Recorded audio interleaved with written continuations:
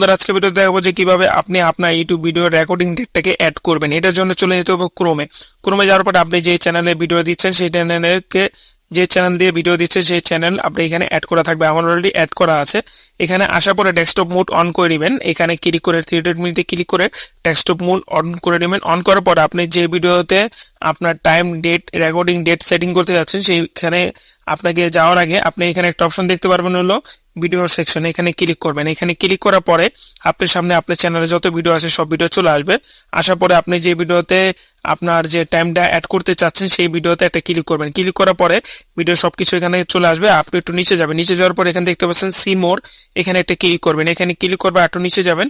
নিচে যাওয়ার পরে এইখানে আপনার সামনে চলে আসবে রেকর্ডিং ডেট। আপনি দেখতে পাচ্ছেন রেকর্ডিং ডেট। এখানে আপনাকে নন থাকবে। আপনার রেকর্ডিং ডেট যদি না দেওয়া থাকে তাহলে নন থাকবে, আর যদি রেকর্ডিং ডেট দেওয়া থাকে তাহলে দেওয়া থাকবে, আর যদি না দেওয়া থাকে নন থাকবে। আপনি এখানে একটা ক্লিক করবেন। ক্লিক করার পরে আপনার সামনে এখানে ক্যালেন্ডারের মতো একটা সময় চলে আসবে। এখানে দেখবেন যে আপনার ভিডিওটা আপনি কখন আপলোড করেছেন এবং আপনি কখন রেকর্ড করেছেন, এটা কিন্তু একটা রেকর্ডিং ডেট।